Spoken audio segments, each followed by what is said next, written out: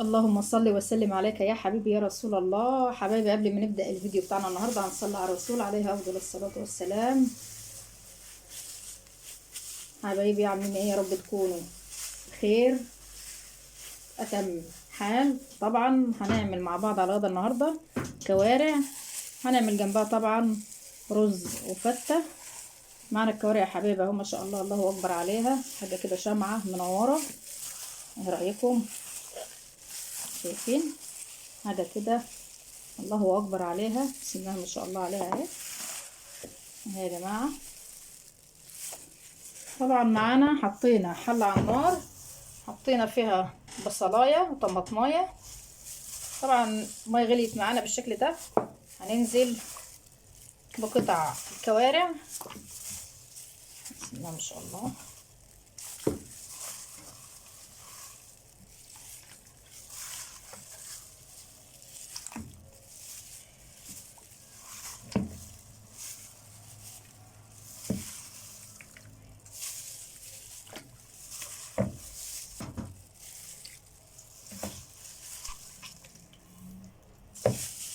حاجه كده يا جماعه، الله اكبر.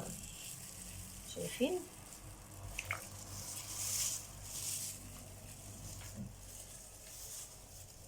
هنبدأ نحط التوابل بتاعتنا، وطبعا زي ما احنا متعودين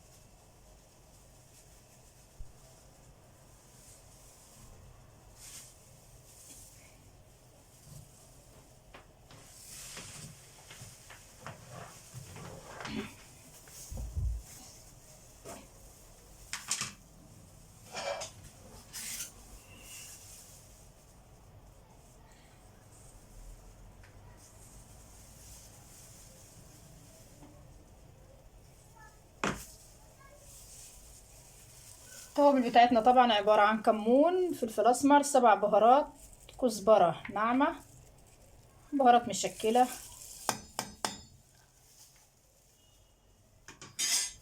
طبعا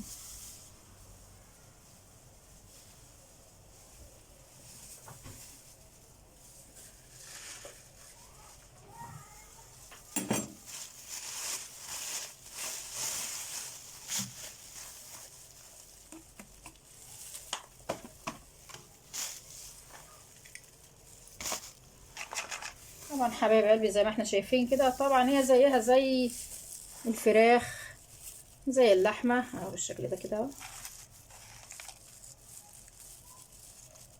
لان طبعا الشوربة بتاعتها ما شاء الله تبقى طبعا افضل من شوربة اللحمة وشوربة الفراخ اهو. حط كباب الصيني، ورق لورا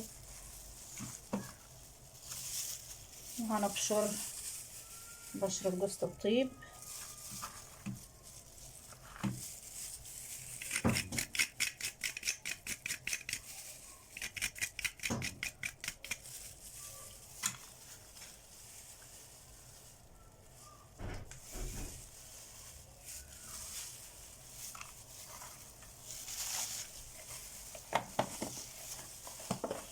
مش هنحط ملح طبعا، لما تطيب معانا باذن الله هنبدا نحط لها الملح. وقبل ما نعمل كده ان شاء الله، قبل ما تطيب كده باذن الله هنعمل الصلصه بتاعتها، نجهزها.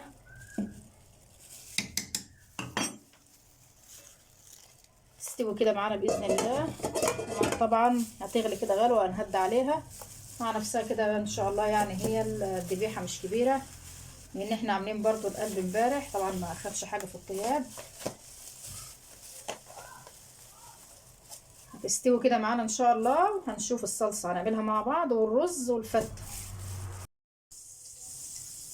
بصوا يا جماعه كده ما شاء الله، هي خلاص كده تعتبر دخلت في السوا معانا ما شاء الله اهي. يعني بالظبط كده اخدت ساعة معانا. طبعا احنا مهدين عليها النار، ظبطنا الحدق بتاعها، حطينا لها ملح ابيض. هنسيبها برضو كده في السخونية شوية كده بتاعت الشوربة، وهنعمل الصلصة بتاعتها. الصلصة بتاعتها عبارة عن معلقة زبدة،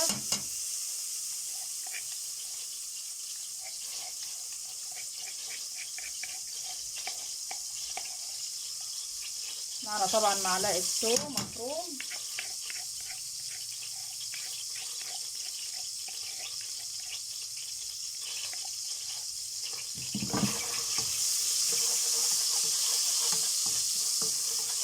ندي الثوم بتاعنا تشويحة كده بالشكل ده.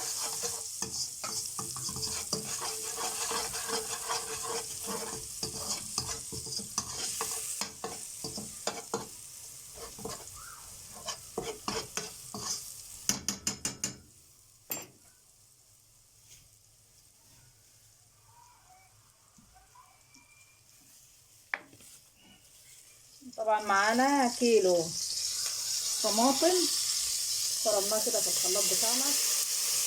هنبدأ نصفيه كده على الثوم كده.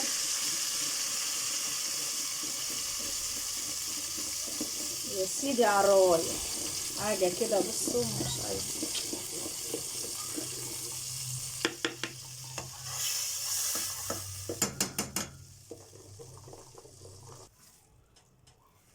معنا طبعا معلقة صلصة، معلقتين صلصة، بحب الصلصة بتاعتها كده حلوة.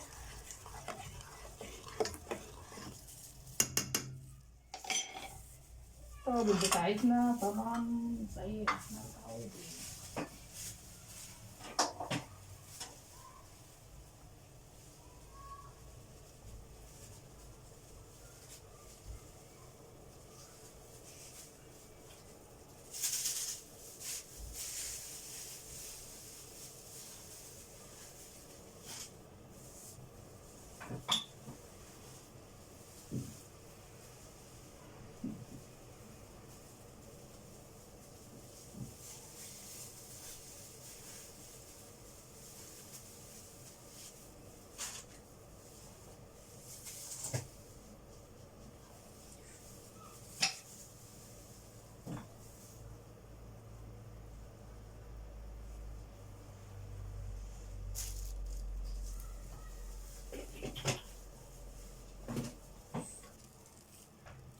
كمون، كزبرة ناعمة، فلفل اسمر، 7 بهارات. نديهم تقليبة كده.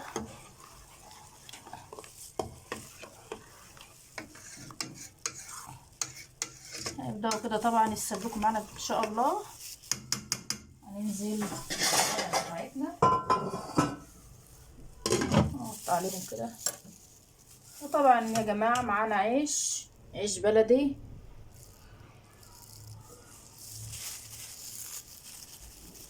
عيش بلدي يا جماعة فلاحي، قطعناه بالشكل ده. هنحمصه ان شاء الله بمعلقة زبدة. هنديه تشويحة كده بس. هنعمل الاول شوية الرز، هنعمل رز ابيض بزبدة. هنعمل الرز يا جماعة، معانا معلقة زبدة معلقة زيت، سيحناهم كده مع بعض بالشكل ده.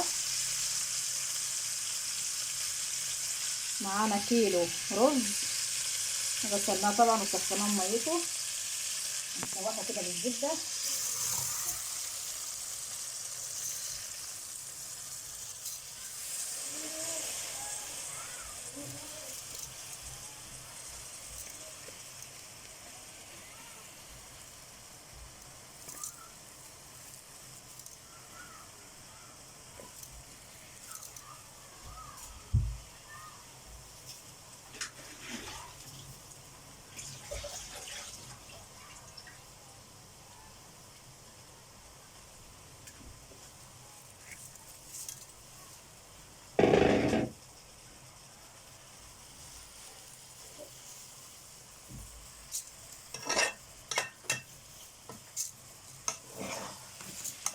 نشوح كده في الزبدة.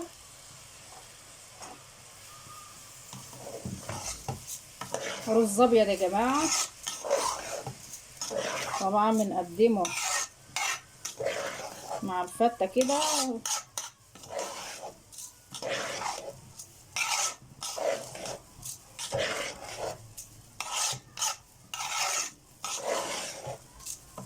لو برضه عندنا رز معمر عاملينه او بواقي كله بيمشي يعني ده وده.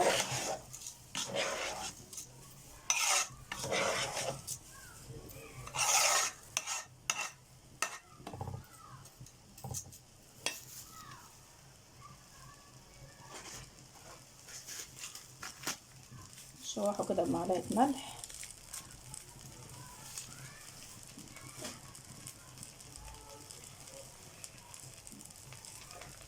طبعا يا جماعة المفروض كنا طفينا التومة بتاعتنا بخل، طبعا احنا نسينا نحطه كده على الصلصة بالشكل ده.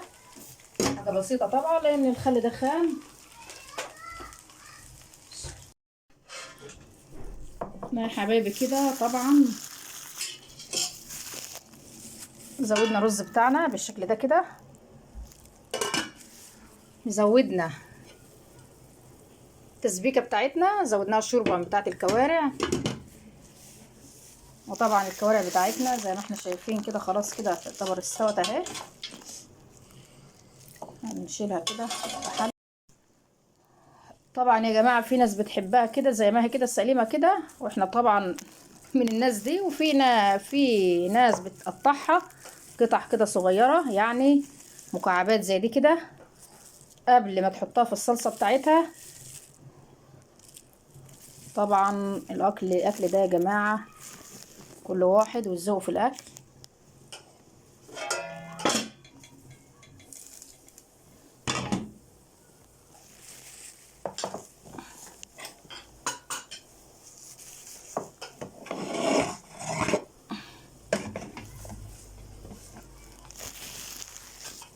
هنبدأ طبعا ننزل بالكوارع بتاعتنا في الصلصة بالشكل ده. طبعا احنا ظابطينها، طبعا ظابطين الحدق بتاعها.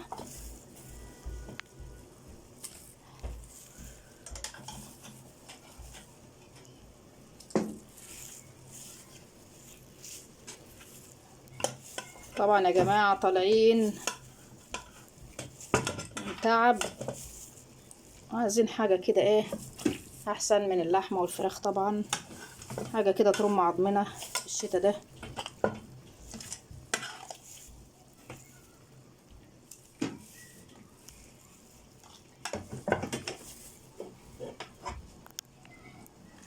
ما شاء الله هي استوت خالص اهي، يعتبر اللحم طلع من العظم خالص اهو.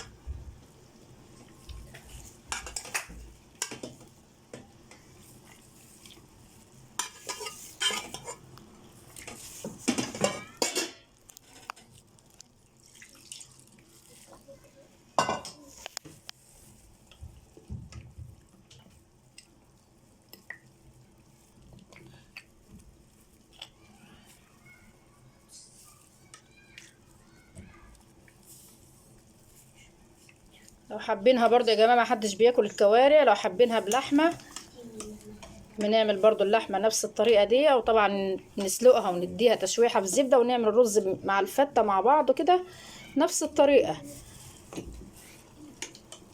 ونضيف قطع اللحمة كده على وش الرز مع الفتة.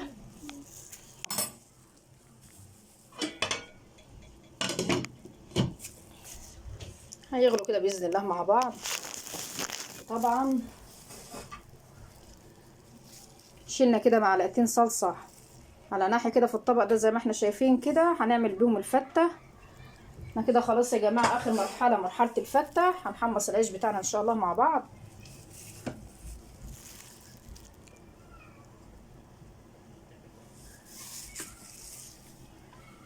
طبعا الرز خلاص زي ما احنا شايفين كده، نهدي النار عليه حبايبي كده. طبعا الرز خلاص جاهز معانا اهو بالشكل ده. طبعا حطينا معلقه زبده،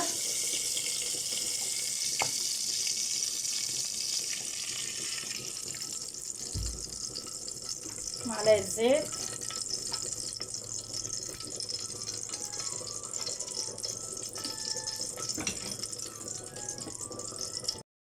حطينا طبعا معلقه زبده ومعلقه زيت. هننزل بالعيش بتاعنا بالشكل ده كده، هديله تحميصه كده.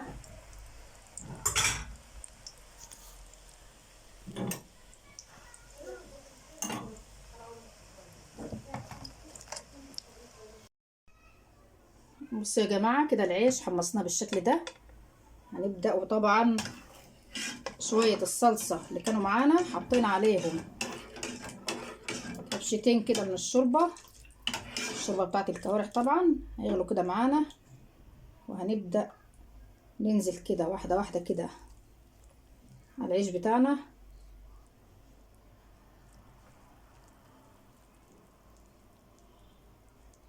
طبعا الشوربه تكون بتغلي معانا، تكون سخنه جامد بالشكل ده كده. العيش طبعا احنا مش منشفينه قوي اهو.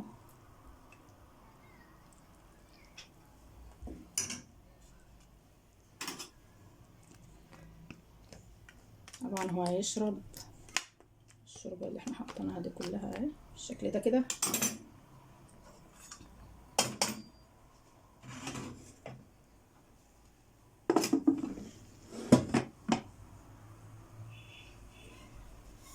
طبعا معانا الرز،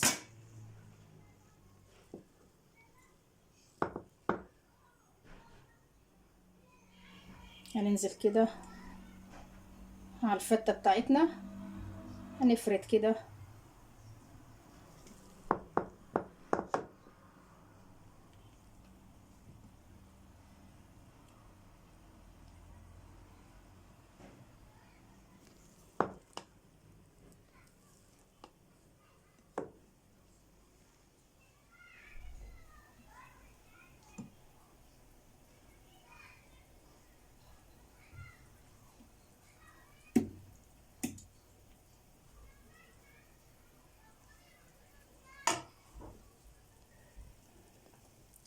هننزل طبعا بقطع الكوارع كده. شايفين يا جماعة ما شاء الله سابت نفسها خالص من العظمة اهو، استوت خالص.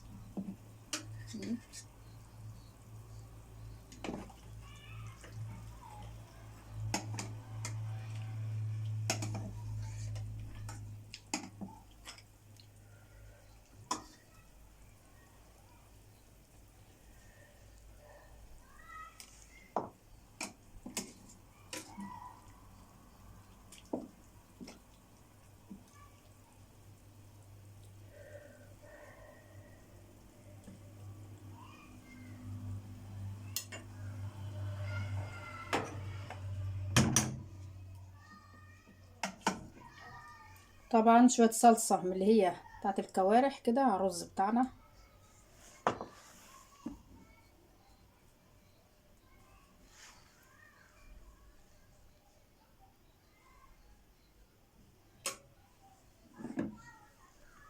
ايه رأيكم؟ ايه رأيكم في الطبق ده يا جماعة؟ هنغرف كده ان شاء الله كمان واحد معانا.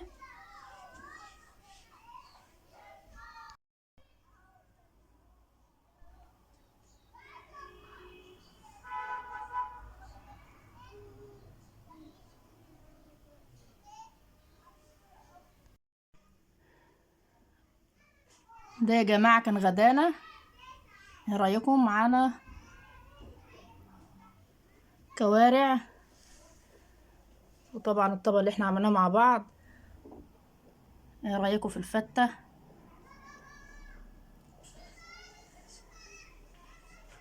ده كان غدانا، يا ريت ما تنسوناش في اللايك والاشتراك، والسلام عليكم ورحمه الله وبركاته.